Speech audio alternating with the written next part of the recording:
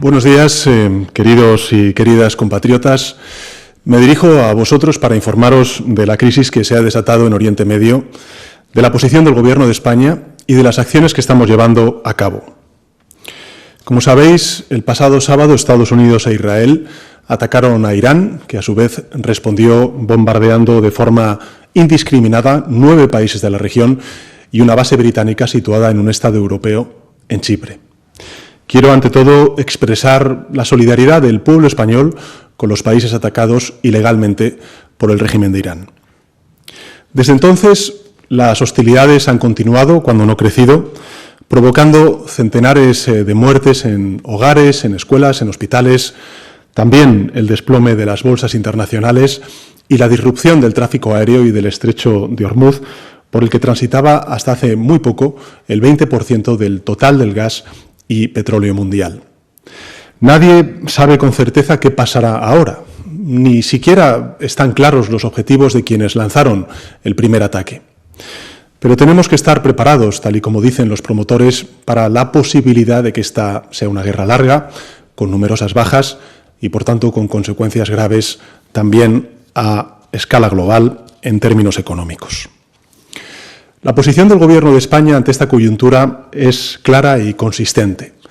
Es la misma que hemos mantenido en Ucrania o también en Gaza. En primer lugar, no a la quiebra de un derecho internacional que nos protege a todos, especialmente a los más indefensos, a la población civil. En segundo lugar, no a asumir que el mundo solo puede resolver sus problemas a base de conflictos, de bombas. Y finalmente, no a repetir los errores del pasado.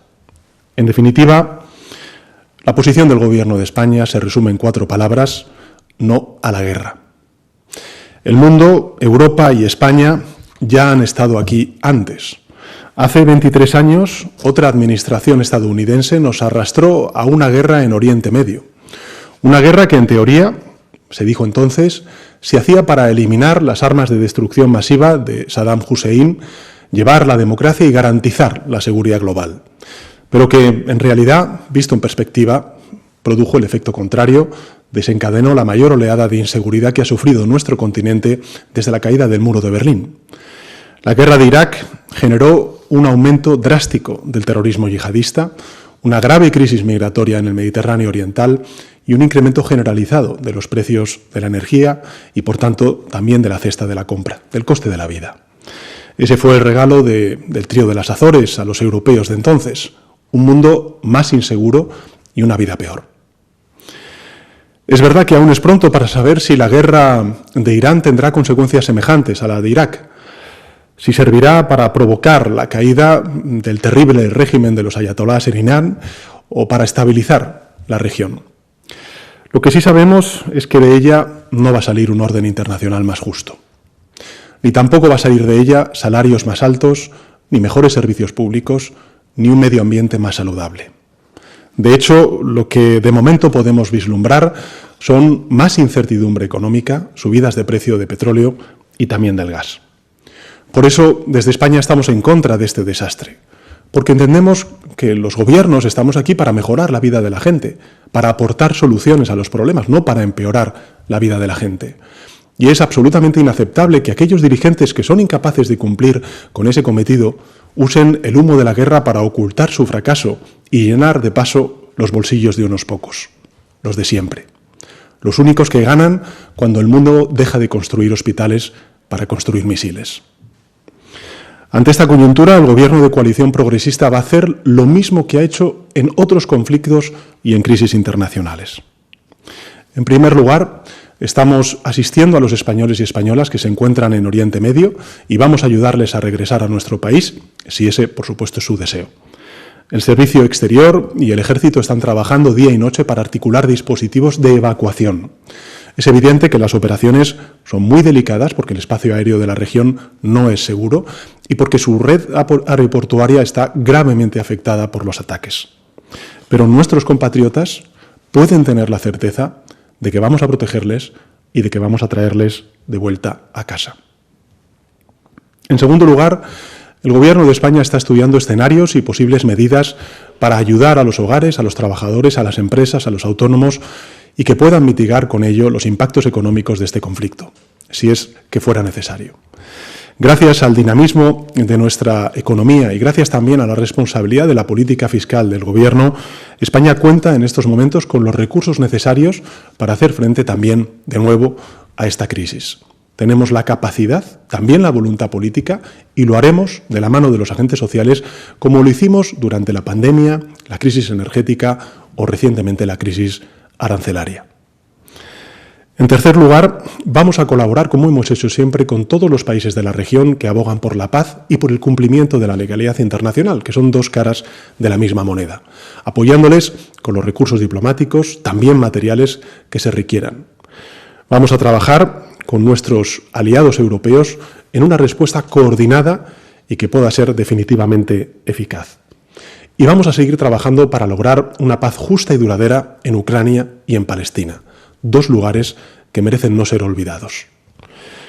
Y por último, el Gobierno va a seguir exigiendo un cese de las hostilidades y una resolución diplomática de esta guerra.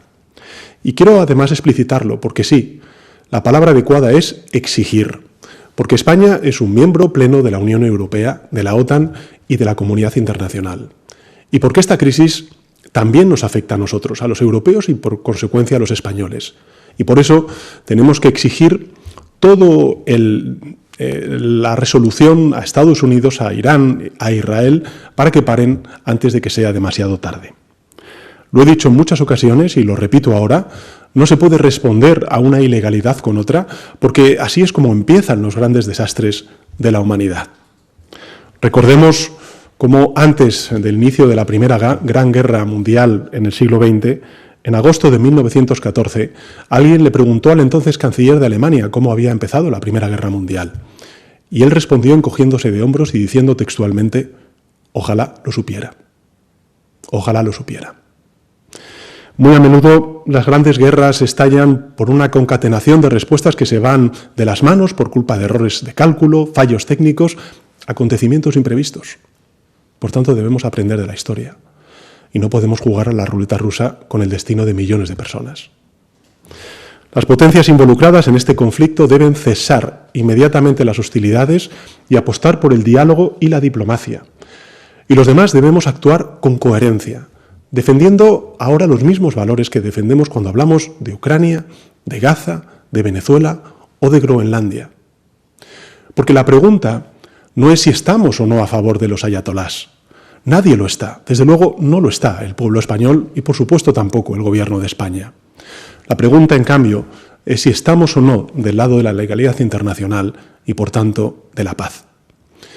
La ciudadanía española siempre repudió la dictadura de Saddam Hussein en Irak, pero no por ello apoyó la guerra de Irak, porque era ilegal, porque era injusta y porque no supuso una resolución real a casi ninguno de los problemas que pretendió resolver.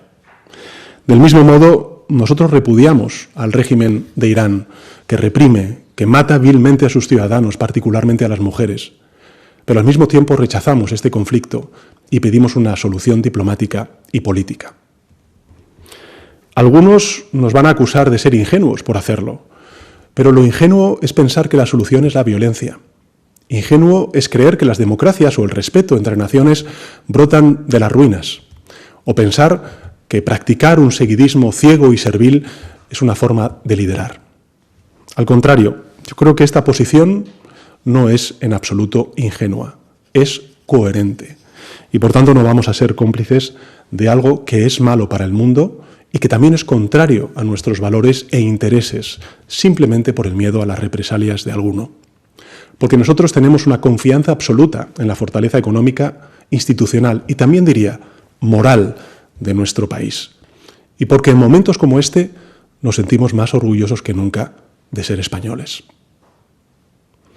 Somos conscientes de las dificultades, pero también sabemos que el futuro no está escrito, que la espiral de violencia que muchos ya dan por sentada es absolutamente evitable y que la humanidad aún puede dejar atrás este integrismo de los ayatolás y también la miseria de la guerra. Algunos dirán que estamos solos en esta esperanza, pero tampoco es verdad. El Gobierno de España está con quienes tiene que estar. Está con los valores que nuestros padres y abuelos fijaron en nuestra Constitución, España está con los principios fundacionales de la Unión Europea, está con la Carta de Naciones Unidas, está con el derecho internacional y, por tanto, está con la paz y la existencia pacífica entre países y su convivencia. Estamos, además, con muchos otros gobiernos que piensan como nosotros y también con billones de ciudadanos y ciudadanas que en toda Europa, en Norteamérica y en Oriente Medio, lo que piden al mañana no es más guerra o más incertidumbre, sino más paz y más prosperidad. Porque lo primero solo beneficia a unos pocos y lo segundo nos beneficia a todos. Muchas gracias.